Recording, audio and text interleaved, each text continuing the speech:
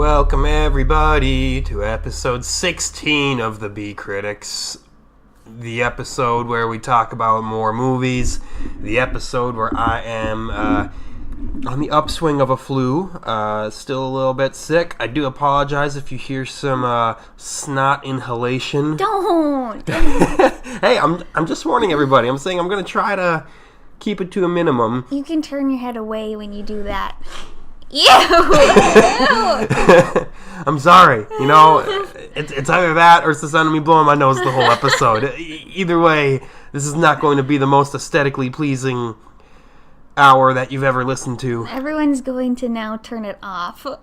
No. People are still going to listen because they're really interested as to what Orson Welles' final movie is like, as to what Steve Carell's most recent drama is like, and interested as to what the Queen biopic is like. We got some people very interested in these three movies. Okay. I don't know that for a fact. I'm just kind of assuming and throwing caution to the wind. Like always? Like always. Exactly. I don't need no proven statistics to take words out of my ass and make assumptions. Yeah, we all know that. Thanks for the vote of confidence. Just making stuff up whenever you want. So as I did mention, our first our first movie of this episode is The Other Side of the Wind, which is possibly one of the most historically interesting movies we have touched on, and possibly will ever touch on. It is the unfinished final film of Orson Welles. Can pretty much guarantee this is like the oldest footage movie we're gonna see because all we see is new movies. Oh yeah. Well, we did watch 2001. Oh, right. Ow! Shit. Which, well, it was around the same time period, actually. That's in our other thing. That's right, our side series with one prestigious episode. The Other Side of the Wind, though, this movie was shot between the years of 1970 and 1976 and has gone through countless re-edits since then. Due to legal and financial issues, Orson Welles was never able to actually release the movie in his lifetime, and it vanished into nothingness before he died. But In? Yeah, when did he die? 1985, I think. Yep. Oh, I'm 70. I'm good. Yeah, he died in 1985. Movie never came out. However, this year, in August, at the 75th Venice Film Festival, The Other Side of the Wind finally made its debut into the world in a final edited cut. A team was hard at work trying its very best to use the 100+ hours of footage that was filmed to piece together the closest thing that probably would have been Orson Welles' final vision for this movie. The end result is a very quirky, very fascinating, and extremely chaotic release. Very confusing. Yeah, it's not an easy movie to follow. This is the kind of movie that you'll probably get more and more out of after your second or your third or your 27th watch. Yeah. It follows an aging director who is attempting to capture lightning in a bottle with one last big movie, but it is surrounded by production problems. So really, it's one of the most meta movies of the time. Yep. Orson Welles can't finish his last movie, which is about a guy who can't finish his last movie. So most of the movie follows the activities of the director. Scroll down for me, please, so I can see his name. Jake Hannaford. Jake Hannaford is the director. And, You gonna say who plays him? John Huston plays him. You could have said that. I'm just reminding you. You can just hop in and say it, though. Yeah, he plays the aging director, Jake Hannaford, and most of the movie takes place at his 70th birthday party where he is screening the early draft of The Other Side of the Wind. Wow. His 70th birthday party and Orson Welles died when he was 70? Yeah. What? That's right. It's prophetic. And that's what most of it is. It's all various film footage taken from that party. There's kind of a super quick lampshading put forth before the movie starts, saying how the footage of this movie was taken from various 8mm, 12mm cameras, hand cameras, whoever happened to have a camera at the party. And they mentioned that it's before the dawn of cell phone cameras, so obviously that portion was added in because they wouldn't have known cell phone cameras were a thing. Yeah, they shouldn't have done that, because then I was like, oh, well, obviously they just did that. That's fine, though, for them to just do that. Yeah, but then you know that that's not part of the original stuff. It's literally 30 seconds of dialogue. I don't think it's a major like problem. Well, the words at the beginning were enough. Well, alright, if you've got the incredibly high standards of Tara, then this will ruin the movie for you and you will never want to watch it again. Who said that? I just didn't like that part. But yes, everything...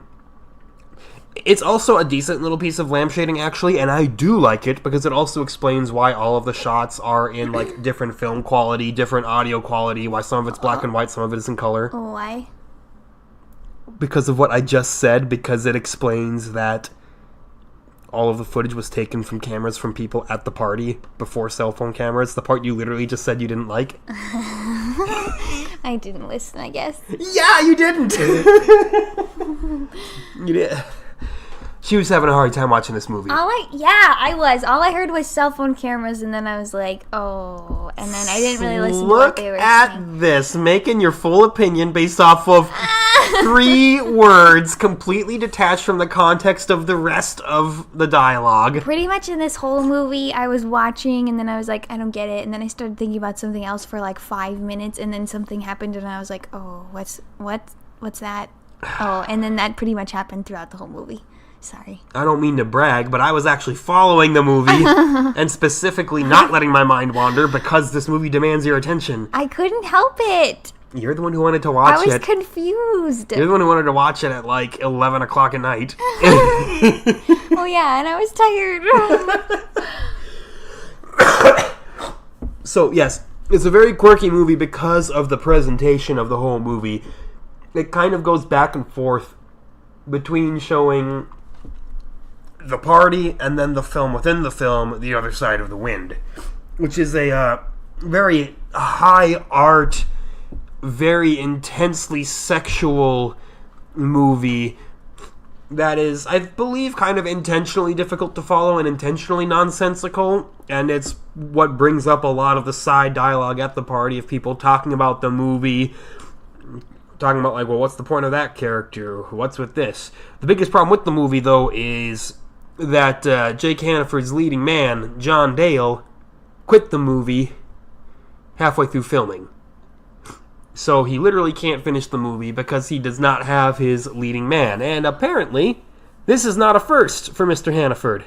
Also, this leading man also has the emotions of a brick wall. Yeah. Like, obviously, first ever time acting, people are talking about how, oh yeah, John Dale is Jake Hannaford's most recent discovery. He's his new crown jewel. He's going to make great things out of him. But then there's also the kind of under murmurings around the party of everybody saying, but he never actually makes anything of anybody. He has 0 expressions through the entire thing. Right. And Hannaford himself is considered a virtually predatory director who takes these young actors, gives them the promise of greatness, and then basically just discards them afterward. And that's kind of one of the underlying plots that is touched on at various points throughout the party. It's really fun because it's kind of a mystery movie as much as it is like a mockumentary, because you keep hearing people talk about these various events within Hannaford's life and these different things that come together, and you're never quite sure what they're talking about until the movie keeps going further and further, and you keep getting more context into it, and then you keep gaining that information and saying, that's what's going on. So that's a really interesting way to tell a story, but again, it demands your attention. You can't kind of just listen to the words. You have to digest the words, process them, and then put them into your own internal timeline. I did not have those moments. Yeah. I know. I know you didn't. But if you're able to do that, it's a pretty rewarding movie. Again, very chaotic because of the pieced together footage. It's like,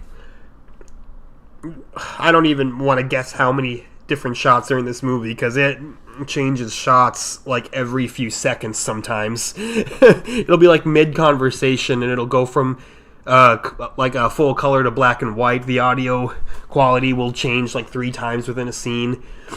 And thankfully, because of the initial lamp shading that I talked about, it works. It doesn't come across as poorly made. It just comes across as a little bit more eccentric. Correct. Yes. Thank you. The actual film portions of the film within the film, The Other Side of the Wind, there's a lot of real great eye candy there. It's less like really crazily shot sequences where you don't know exactly what's happening, and that's probably part of it, like unintentional part of it. But as you're watching things unfold, you're just like, my eyes are glued to the screen. And it's also kind of relaxing because those are the parts of the movie that don't demand quite as much of your attention. You can just kind of let go, watch the pretty images, and then not think anymore. Yeah, see? I remember all of those scenes. I remember all of the movie in the movie parts. And then the rest I'm like, what is happening? It's like an intermission that just kind of interjects several times. With like 25 naked 70s ladies.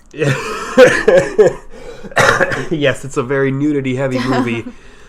So, Puritans beware. Otherwise, the rest of the movie that is not the film within the film is just full of clever dialogue, full of classic Orson Welles one-liners, just craziness throughout, and it's a very interesting watch from start to finish, no doubt about it. If you never did like the Orson Welles style, you won't get a lot out of this movie. It's not for everybody. I'm not going to pretend that it's for everybody. However, I have heard incredibly good things about the documentary that released alongside this on Netflix, They'll Love Me After I'm Dead, which is about the making of The Other Side of the Wind, the actual real-life documentary story, not the mockumentary side. Yeah, how many levels can we get here? Yeah, there's a lot of different stages of this movie. And I would have liked to have watched that one too, but I was pretty tired by the time this movie was done, so... I was already pretty much asleep. So there's your review from Tara. I fell asleep during it. I was tired. You chose to watch it at that hour. Yeah. I did. Oh, sorry, gift of water needed. What are you doing now? I'm cold. Oh, okay. I need my blanket. But, yeah, again, the historical significance of this movie is not to be understated. This could be one of the only times in our lifetime that we'll see an unfinished movie with this kind of mystique surrounding it actually come to light. Paul says not to be understated. I say not to be understanded. Wow, good one. No, it is tricky to follow, but it's not impossible to understand or anything like that. You just have to remember that all of the non-film within a film portions are just general discussions at a party. It may take you a few watches and attempts to piece together how everything fits and who everybody is, but... Watch it with a friend. Yeah. so they can explain things to you when you don't get it. But it's a rewarding movie if you can get past all of that and take it all in effectively. Mm-hmm. Well, I know I'm not getting any words out of you on this movie because you. I already said yesterday that you're gonna have to talk for the whole one. Wow. I hope that my opinion is worth something to all of y'all, because if you're on Team Terra here, all y'all, I'm from Texas now, and I just grew 3 feet because everything's bigger in Texas, including me. Vertically, 3 feet. Okay. Yeah, not horizontally. All right, that's enough. You're enough. Okay, anything else you want to say about this? I want to know your in-depth opinion. How you feel about the relationship between John Hannaford and Brooksy? Is Brooksy the one with the hair and the glasses? Yes. I don't know. Thank you. The 2 main characters who had most scenes together. I thought they were mostly separated. Well, but Brooksy was like Hannaford's protege. They were like the most connected characters. Yeah, but they all had scenes with other people. Yeah, I didn't really see them together. They had scenes together. I didn't notice. You didn't notice anything about this movie, though. Well, we're I liked seeing the 70s style. Sometimes I like the 70s. Well, there you go. Outstanding 70s style for those of you who want that. And that's probably all the juice we're getting out of this movie. So, I suppose that's it's okay. time. We have plenty left for the other 2. Yes, I suppose it's time to move on to the next film. This is Beautiful Boy, a biographical drama starring Steve Carell and Timothée Chalamet. I believe that's how you pronounce his name. Scroll down, please. This movie canonically takes place after Michael Scott and Holly Flax's failed marriage. I say this because Amy Ryan plays Steve Carell's ex-spouse, and that had to be for a reason. There is clearly a deep-set hidden link here that connects this to the Office cinematic universe. Oh, yeah. Which this is definitely a part of. Because their characters were exactly like their Office characters. They were. Steve Carell played a goofy buffoon who was never serious, and Amy Ryan played a goofy buffoon who was never serious. Spoilers, they both played very serious characters, because this is a very serious movie. Jokes aside, because clearly I'm not getting much of an audience here. It is a biographical movie about a man and his son who is addicted to drugs. Meth, heroin, pretty much every type of drug that you can be addicted to, he's addicted to it. And the ongoing battle and struggle of how you mitigate it, how you deal with it, and the sad, harsh realities of everything that comes in between there. It's a pretty decently hitting movie.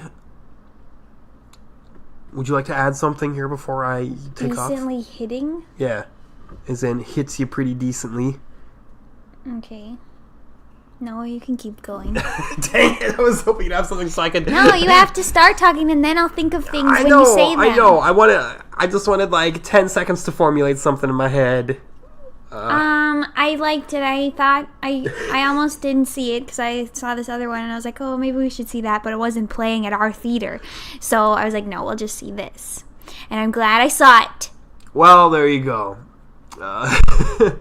It's another one of those movies that is shot in such a way... I need to find the word for this because I say this a lot, but it has a very soft visual style. again, there's got to be a word for that. There's got to be a specific term for that style of shooting. Don't look at me. That style of visual appearance, but it's that kind of movie where like half the scenes just feel kind of hazy and light around the edges, like the movie equivalent of cotton candy. Visually, at least. Actually, okay. In terms of audio, too, it sounds like that a lot, too. It's got a exceptional soundtrack to it. Everything from Sigur Rós to Nirvana. This movie even dropped a John Zorn reference on the audience. And that impressed me. I was never expecting to hear that name brought out on a major film ever. I will watch this movie again just because I loved the music so much. And otherwise, if it were just like regular music, I'd probably be like, I don't need to watch it again. Yeah. But I loved the music. It was extremely effective music. It hit in all the right places. It expanded the moods of the scenes that the music appeared in. There's a scene where he takes his first hit of heroin, and it's like, oh my gosh, this is one of the most beautiful drug scenes I've ever seen in my life. Yeah, it's to the tune of, and I'm going to botch this pronunciation, Sveffen G. Engler by Sigur Rós.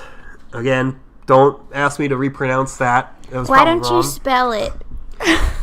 SVEFN-GENGLUR, I think. I may have gotten something wrong there, but if y'all know what I'm talking about if you know that band. Saying y'all again. Can't drop my Texas. That scene made me want to shoot up a little. No! Not really.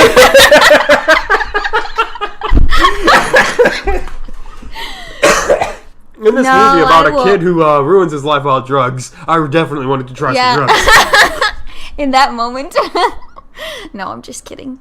I'd die. Yeah. But, it's one of those movies that because this is the plot, it doesn't stray a whole lot from the concept of drug addiction. Like, there's no real side drama going on. It's purely just a chronological exploration of this kid's life and his dad, who's just trying to not feel totally helpless.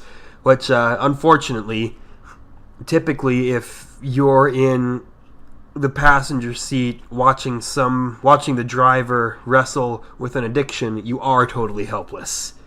There's not a lot you can do. You can force them into rehab as many times as you want. The relapse is more than likely going to happen. Only they can help themselves, really. Right. And that's very hard for a parent to realize. Yeah, it's very hard for, even a total stranger watching in to realize. Yeah, but when you're someone's parent, you're supposed to be taking care of them and helping them, and you just can't. Right, exactly. It's like, no matter how many steps Steve Carell's character takes, the son just erases those steps pretty much immediately afterwards, and nothing matters. It's you might call it a cynical look into the whole scenario, but let's be real, it's a realistic look. That's just how it is. It doesn't dress it up to be anything easier than it is. It's just reality. Drugs are bad, okay? And they most certainly are. Like the numbers and figures that they give for like meth addicts, how they say that the likelihood of rehabilitation from meth is in the single digits. Yeah. That's pretty brutal. That was his first big thing that he was, well, pretty much through the whole movie, that was his favorite thing. Crystal meth. Yeah, crystal meth was what really got him. His drug of choice. Yeah. It's a movie that just really kind of feels like it goes in a loop throughout the whole thing, which again is realistic because that's what real addiction is. It's just kind of a never-ending cycle of getting sober, relapsing, getting sober, relapsing over and over and over again. Until You decide yourself when you've had enough. Yeah, I mean, even something as simple as him visiting his girlfriend's family for the first time and then seeing ibuprofen in their bathroom medicine cabinet. Even that much, he's like, well, I'm taking some of this. Yeah. And then he's right back on drugs again. Also, fuck this kid for ruining his girlfriend's life. I mean, she was kind of an enabler too, though. I know, but they ruined each other's lives. No one of them was entirely to blame. I think he started it, though. He specifically said, I've been sober for, like, how many months? He just said and a while. I'm looking to party. Yeah, and then she was like, all right, sweet. Let's get some heroin. That's a perfectly reasonable ease back into the party lifestyle drug. Yeah. People kind of tear each other down when it comes to the drug lifestyle. Everybody fuels everybody else and they go into it. It's brutal stuff. Sorry, I'm trying to think of more things to say because I know I have more things to say. But my mind is a little bit clouded from this stuffy nose that I've got. And I am sweating bullets right now. I am hot as heck. I'm cold. I wish I were you right now, then.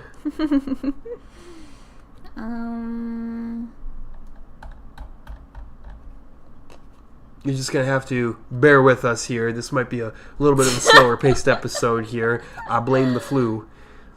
It's currently the lowest rated movie of our week, which I don't agree with. Yeah. That's why... Yeah, just don't listen to what people say. Unless it's something like, it's like a 2 out of 10 movie, then the people are probably right and it's probably garbage. These are IMDb ratings, though. Yeah. So. Yeah, and IMDb users typically grade movies either 1 or 10. Yeah. I didn't like it, so it's a 1. Never mind the things that it did well, it's a 1. I see a lot of 1s, 4s, 9s, and 10s. Or, I enjoy Bradley Cooper, so this movie's a 10. 10 out of 10. Which, oh god, we'll have lots to talk about on our next movie with that one. But this is keeping the topic on Beautiful Boy. Again, I do say that this is biographical. It is based upon the books written by both the father and the son, so it kind of takes material from both of those books to get both sides of the story. I feel like it was kind of lighthearted in comparison to other drug movies that I've seen. Yeah, Beautiful Boy is like Requiem for a Dream for people too squeamish to watch Requiem for a Dream. Yeah, for people's, like, first drug movie, this is it. And I think actually even... I'm not going to say that Steve Carell and Timothée Chalamet did poor jobs acting. It may have just been what they were given, but I didn't feel the full pangs of what was going on. It felt like there were some things that may have been a little bit under-delivered. Maybe. I don't know. Like Steve Carell, he's, like... The extent of his dramatic range in this movie was frowning and then yelling. But there wasn't a whole lot else. And I know he's capable of more. He's proven that time and time again. I think it was mostly the movie. Like, it felt like it could have gone to the next level in a lot of scenes, but it didn't. Yeah. It was, skimming along the lines of... It never dropped an emotional nuclear bomb on you. It just, kept shooting you every few minutes with a handgun. Yeah. It was, like, there were rarely portions of the movie where things got better, but there were very few parts where it was like oh my god, no, this is happening. I mean, it depends on how desensitized you are to drug movies, I suppose. If you don't see anything, maybe like every other scene is that moment for you. That could be. But if that's the case, you have lots to see. Starting with Requiem for a Dream, the movie which everybody says I'm glad I watched and I'll never watch again. Hey, I think that was like my first big drug movie. Yeah. Besides just like casual drugs in movies or whatever. The biggest thing that I would say was super well done in this movie was the empathy that the movie tries to make you feel with the father. How it pulls you in and you feel the sense of hopelessness that he feels. You feel the anguish that he feels. Every time that the relapse happens, your own heart sinks when you believe that it's happening. You're like, no. And when he's mean to his dad, and then you're all sad too. Yeah, it's... You're like, no, you're his baby. It makes me reflect upon my own life and how I don't always feel like the greatest son ever. I mean, I'm not a disappointment or anything. I'm not out shooting heroin in the alleys and ghosting everyone, but... In the alleys. Yeah, in the alleys, but... I'm not present very often, I guess. Wow. I know I live like 300 miles away, and you know that kind of has something to do with it. But I don't know. These movies making me feel bad about myself. Screw I you, feel movie. pretty good. Yeah, oh yeah. I'm sure you do. Little Miss, I text my mom and my sisters every day, all day, because I'm the perfect daughter and sister. Yeah, my sister's coming over here later. Wow. Enough of feeling sorry for myself. Then you came here to listen to that. Oh, I apologize. It's a brutal thing to slather on all of you there. Just came out, I guess. It did. Just came out. I apologize. I didn't mean to display any form of real human emotion. Beep boop bop, I am robot. Believe me, fellow humans. Oh my gosh. Okay. What else do you want from this? Oh, gosh. Honestly, Israel. all I'm thinking about right now is how stuffy my nose is and how miserable it feels right now. No, don't think about that. It's hard when that is literally at the front of my face. That's the number one thing that I can feel right now. Look, it says Israel. Well, sure enough. Strange. That is a little weird. Especially since these are pretty much all American actors. And the filming location was in California. Why does it say Israel? Oh, that's for the release date. Oh. I see. You got me. It's not an Israeli film. You got me. Yeah. Okay. This is turning into a bad episode. Hey, don't say that. The moment you say it is the moment that the listeners begin to believe it. They may have been like, this is the greatest episode that I've ever heard up until this point. Caleb will still listen. Caleb will still insist that this episode is better than any episode of any podcast. No, ever. he won't. Yes, he will. And if he doesn't, I am upset with him. No. We love Caleb. Shout out to Caleb, B Critic Superfan #1. Been here since episode 1. Best boy. With that, though, oh gosh, we're going to have to squeeze a lot of talking into this portion of the episode here, because we got a lot of time left to fill. We'll see. We will. Movie number 3. A much requested movie. A much anticipated movie. A movie that spent some time in development hell. It's Bohemian Rhapsody. The Queen biopic. A chronicle of the years leading up to Queen's legendary appearance at the Live Aid concert. It was more of a Freddie Mercury biopic. Yeah, that's the number one weird thing is, for calling it a Queen biopic and advertising it to be about Queen, it follows pretty much only Freddie. It doesn't talk about Roger, John, or Brian a whole lot.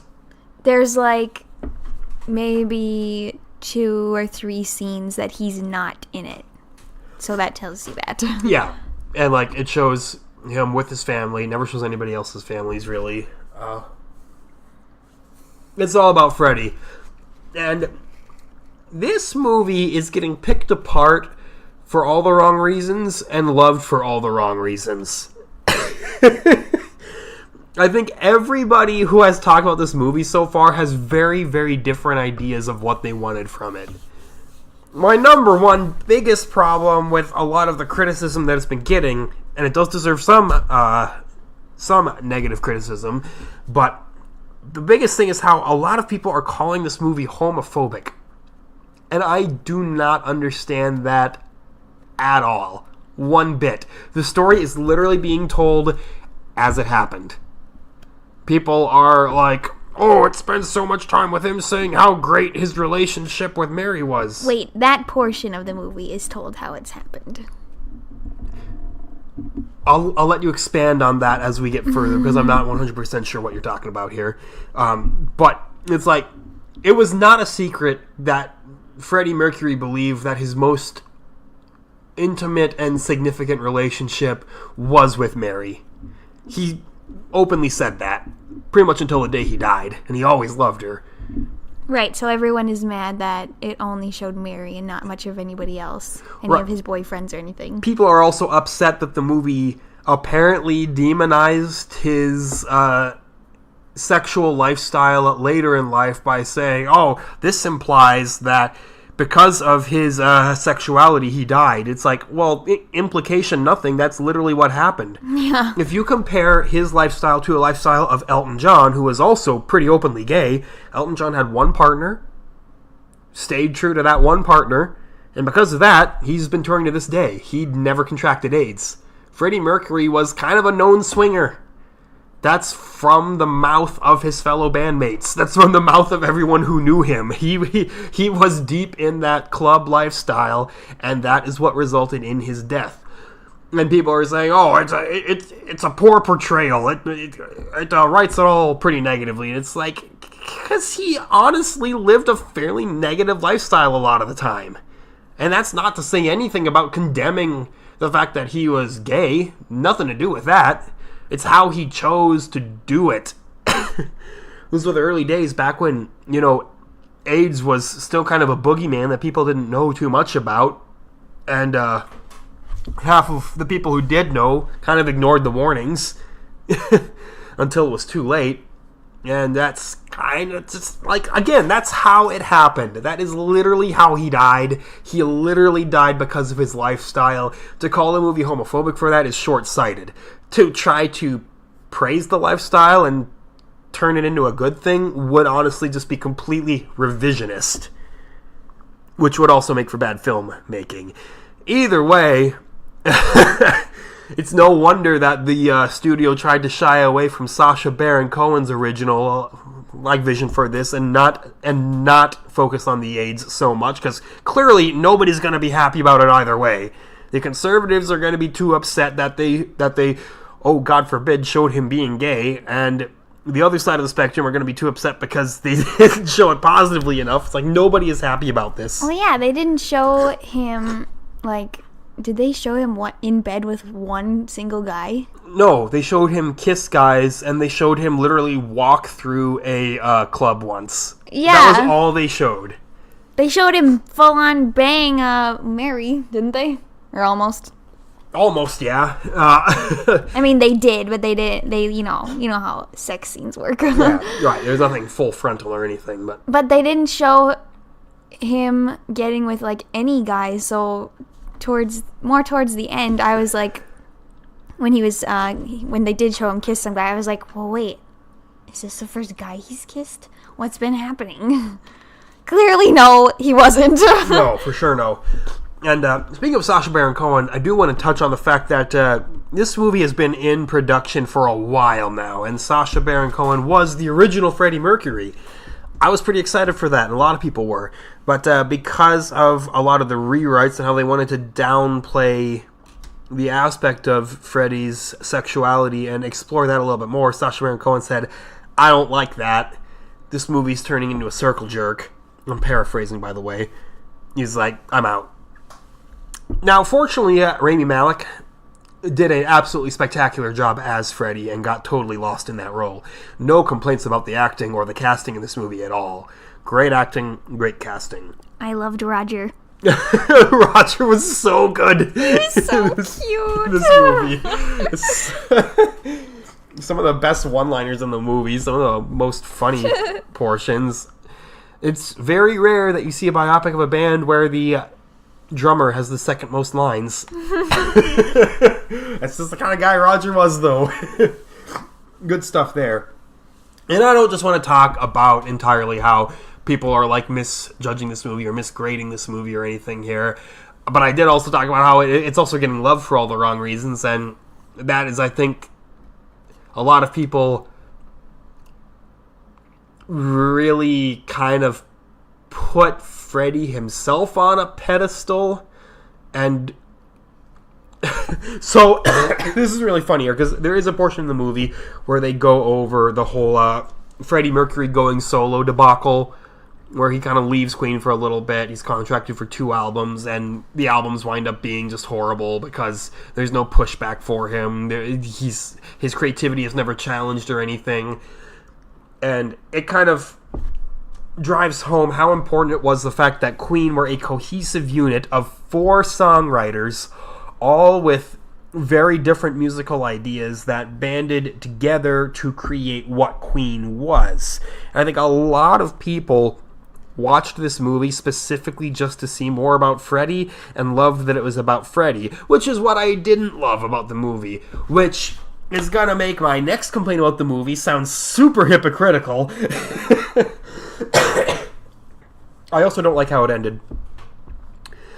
I guess I could call this a spoiler, but it's not really a spoiler because all of this is based on real events anyway. The movie ends with their Live Aid concert. Shows pretty much the whole thing. And, yeah, it's a nice feel-good ending. It's a nice happy ending. But it also missed out on one of the most mythical moments of Queen's entire being as a band. Freddie Mercury, on his deathbed, succumbing to the AIDS-related pneumonia that put him down at the end of the day, laying down the tracks for The Show Must Go On. Brian May walked into the hospital ward, wherever he was. He may have been at hospice at home. I'm not sure the exact details. Went to visit Freddie, said, "I've got a song. If you're up to it, I'd love for you to sing it." And Freddie Mercury's exact words were, "I'll fucking do it, darling." And laid down the tracks for The Show Must Go On in one take on his deathbed. That is how the movie should have ended. Fight me if you think otherwise. Again, I say that sounds kind of hypocritical because that ending does make it all about Freddie again. But I don't care. That's... To make a Queen biopic and not incorporate that as one final just blow to the heart is downright foolish. Just a huge misstep. I'm angry at how this movie ended because it didn't end like that. That was a free opportunity to practically print positive reviews. Yeah. Like, if a movie ends well, people tend to forget their feelings about the rest of the movie just based on the ending alone.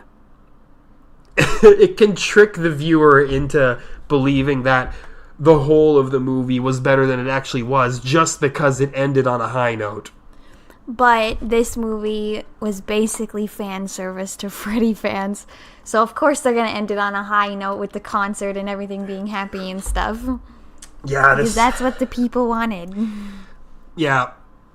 That's for sure. I mean, just the fact that the movie is called Bohemian Rhapsody, you know from the get-go that, like Tara said, it's a fan service movie. All of the musical cuts are like the most obvious Queen cuts that you could have possibly chosen, and I've had some people argue with me online, yeah, that's what people listen to Queen for, is the big singles, and then I argue right back and I say, but isn't the point of a biopic to bring some more fascinating things to light? Yeah, I don't know that. I know all the main Queen songs, but I've never listened to their albums or anything, and the only songs I didn't know throughout the movie were the ones in the very, very beginning. The one song they sing together, the first one, because why would I know that? Keep Yourself Alive. And then their whole rest of the movie was like hit after hit after hit after hit, and then the other songs that I didn't know were in their Live Aid performance, and that was because they actually performed those songs. So they're like, "Oh, we can't put more hits in the concert because that didn't really happen." Right. You can bet that if they could have, like totally, like would have replaced it with like something bigger. But no, they used the actual Live Aid audio footage, I believe.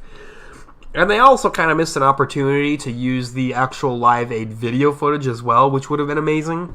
Yeah, because the movie, like, there's no scene after the concert. That's when it ends. So they could have just used the footage from the concert.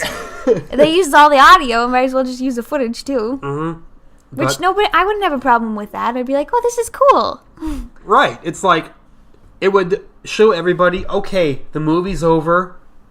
Here's your last great scene. Enjoy, and then it rolls into the credits. Yeah, and then you can see, like, someone like me, I don't know them that well, and I don't know what they all look like exactly. So someone like me, I'd be like, oh, look, that's all really them. Oh, look he did move just like he did. Yeah. Like, again, just missed opportunity. This movie's full of them. I'm not going to call it a bad movie. It was enjoyable throughout. I enjoyed watching it. The scenes with Mike Myers as the EMI record exec were hilarious. There was a lot of good humor in the movie, but I don't know.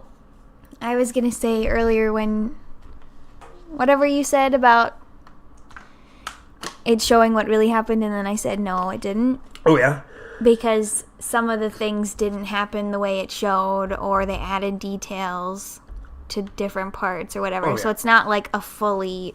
This is not exactly what happened. Well, I meant more specifically the portrayal of his, like, homosexuality. Yeah, I know. I just meant the rest of it. Oh, well, you could have specified that. I tried! I'm sorry. And then you said, oh, you can say that later. I'm sorry.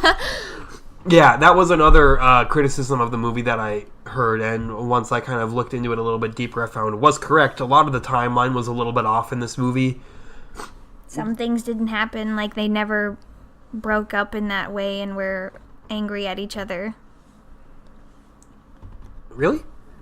That's what I read. Oh, well, I mean, I believe you. I'm not going to refute that because I don't know any better. But I read that when they, like, broke up for a little bit, all of them were tired of doing tours and music and stuff, and all of them wanted a break. So that they did that, and then Freddie just kind of did whatever he wanted while they all agreed to not do Queen for a little bit.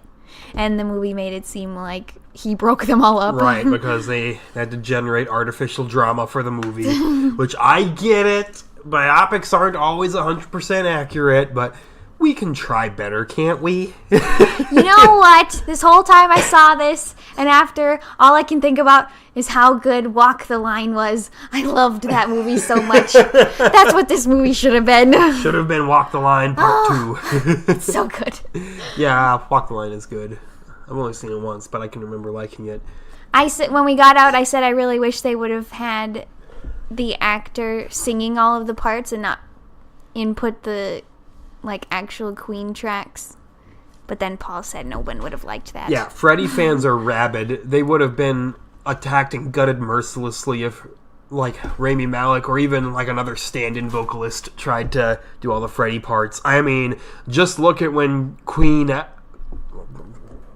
toured with Adam Lambert. Good God, the old Freddie worshippers were like, Adam Lambert can never sing Freddie. This is blasphemous. This is a disgrace to Queen. Blasphemous?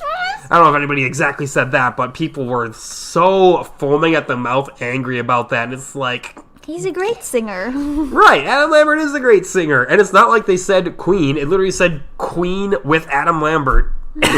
Well, even if they just said Queen, no one's expecting Freddie to be there. Yeah, exactly. It's, gosh.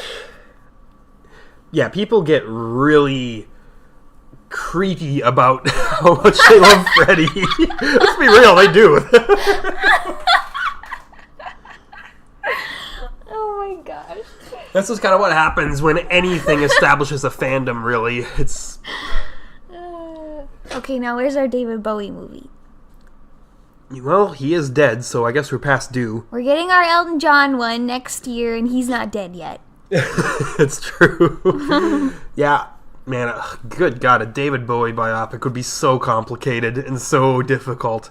You'd have to hit, like, every character that he has been. You'd have to be like, all right, here's the Aladdin Sane era, here's the Ziggy Stardust era, here's the Thin White Duke era.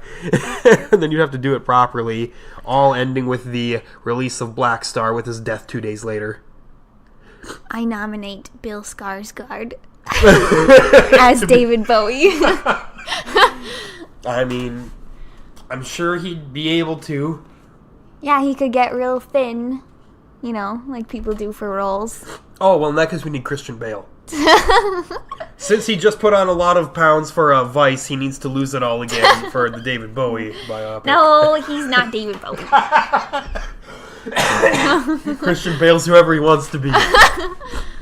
Yeah, he is. I'm trying to think if there's any other great music biopics out there. There's a lot of good documentaries, but all we need is Walk the Line. We need more than Walk the Line now, let's be real. There's enough great bands out there. I want to see a Jackson C. Frank biopic. Just show the saddest life that folk music has ever seen. Or a Nick Drake biopic. That would be just as sad. Yeah, but they know no one's going to go and see those. It's not true. It wouldn't be like a... Fine. They know not enough people are going to go and see those. It wouldn't be like a summertime blockbuster, but it could be like a Netflix original or something. Everyone will watch it if it's a Netflix original. Oh, I'm talking about like big releases like this. I'm just talking biopics in general. I know like nothing about Elton John, and I'm really excited to see the movie. Rocket Man. Yeah. coming out at like the end of May next year. God, I can't believe how soon they have pulled the trigger on those trailers for that movie. Like, I still haven't even seen... like an Infinity War Part 2 trailer yet. Yeah. That's coming around They're about the same time as Rocket Man. They're keeping that under wraps. They haven't even announced what the name's going to be yet. I know, it's true. I've seen one Captain Marvel trailer, and that's about it. Yeah. Speaking of, classic music biopics, Captain Marvel. But they absolutely do not need to advertise that movie at all, because everyone's going to see it. No, it's true, yeah. Disney could just drop all advertisement for, like, all of their Marvel movies, and they'd still probably hit box office records. It'd be like when Adele released her album. Out of nowhere, yeah. Yeah. And it was like the #1 album for a month or something. That's kind of the in thing to do right now in music, though, is drop surprise albums. Yeah, but people still lead up. Like, I've seen a lot of people post on social media, like, at least a month before, and, like, count down the days. Oh, yeah. Uh-huh. People don't usually want to risk just dropping something like that. I'm going to start a band. I'm going to do a social media countdown. And then, finally, at day 0, I'll just post a social media picture. That's just the words I farted. That's stupid. And then the next day, put out the album. Okay. Everyone will hate you by then. Maybe that's what I want. Yeah. Bohemian Rhapsody, it's got its fair share of problems. It's still fun to watch, and if you're just looking for a light, fluffy movie about Queen, I guess it'll suit your fancy. But I just can't help but dwell on all of the things that it could have been and all the things that could have been done. And I say this as a fairly public Queen naysayer and contrarian. I am so tired of hearing Bohemian Rhapsody.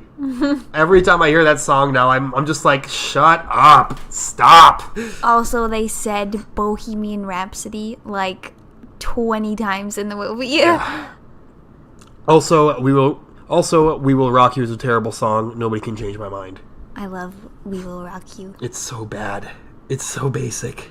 But they played it in A Knight's Tale. Oh, so that makes it great, of course. I love that movie.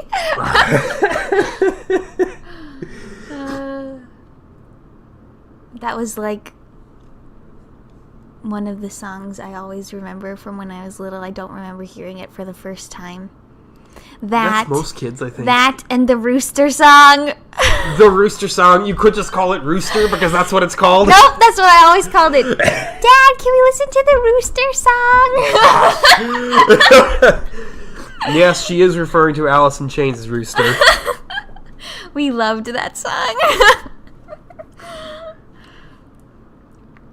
Nothing got 6-year-old me more turnt than Boogie Woogie Choo Choo Train by the Tractors. What? Baby likes to rock it like a boogie woogie choo choo train. Oh my gosh. Train. You're such a dork. I was like 5. Come on. So, I just said I liked Rooster when I was 5. Yeah. I liked Paul Simon when I was like 5. I bet you did. Yeah. It's all about that being woken up to the sounds of You Can Call Me Al blasting from the stereo downstairs. But only on weekends, because otherwise, my dad was at work before I woke up. Okay. Anything else? Not a whole lot. You've heard my piece on it. I don't need to repeat myself about this movie. It's fine. But only fine. It could have been better than fine. It definitely does not deserve an 8.4, which it currently is on. Well, again, because people just get their rocks off over Freddy. All the reviews, like I was scrolling through the reviews on IMDb, it was like 10 out of 10, Freddy's a legend, 10 out of 10. Oh, Queen's the best, 10 out of 10. Oh, jeez. Yeah, I'm like, oh, I know a biopic we need. What? We need a Joy Division biopic. That was an interesting story. What happened? I have their book. You can read it sometime. I'm not going to read the book. Well, no, I'm sorry, but I'm not going to sit here and tell you the Joy Division story. Didn't he kill himself? He did kill himself, yes, okay. After their second album. Okay. But, yeah, that would make a fascinating one. Speaking of killing yourselves, has there been a Nirvana movie? Jeez! What? Speaking of killing yourself, gee, man! What? You're talking about a band and the singer who killed himself. Though. That brutal segue. Jeez. I guess. Okay, I'm sorry. I don't think there has been a Nirvana biopic, no. Oh, I'm surprised at that. Well, it's currently difficult to wrestle the rights for that kind of thing, but because I believe Courtney Love and Dave Grohl kind of both have like equal power over those rights, and they have to pretty much like mutually agree on stuff for anything to happen there. Oh. There has been more than a few legal battles between those two regarding what to do with Kurt Cobain's image. I can see that. Yeah, nobody can really agree on what should happen there, but yeah. There are a lot of good bands that could use biopics. But that said, that is the episode. Oh, you look like you had something to say. I want a biopic on AC/DC. You'll show them writing one song, and then the entire movie will just go from there. And it'll show Brian Johnson dropping the line, "She kept her motor clean," and then it'll show every song that line has appeared in. What was that one video you showed me?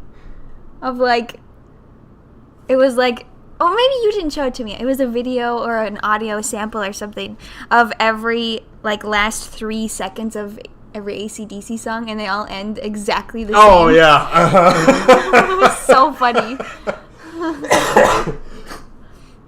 I mean, I don't want to say AC/DC aren't important.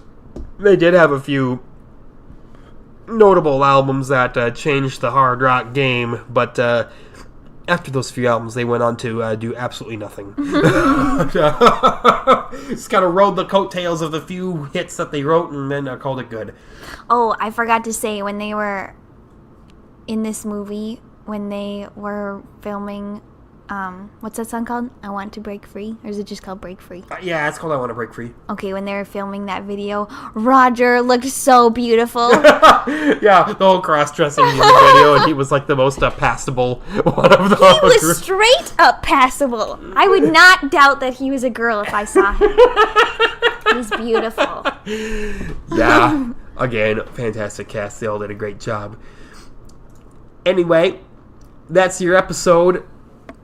That's what you get from us this week. We'll be back next week with some more movies. Next week, Paul wants to see the Nutcracker movie. I didn't say I really need to see the Nutcracker. I never said, Tara, we can't miss the Nutcracker. These are the exact words I said. I said, is it bad that I kind of want to see the Nutcracker because it looks like a visual feast? Those are my exact words. Feast. It does. It looks like a really pretty, well, special effected movie. Okay, so we're going to go see the Nutcracker movie for Paul. Shut up! It's better than you wanting to see second act. Hey, I love J-Lo. That's the problem. No, that movie looks so funny. Anyway, that's the itinerary. Don't be surprised if something changes, but that's what we got so far for you. Thank you for listening as always. Like our Facebook page at The Bee Critics if you don't already. Share the podcast with all of your friends until they're annoyed by you and don't talk to you anymore. And we'll call it all good at that. Thanks. Bye.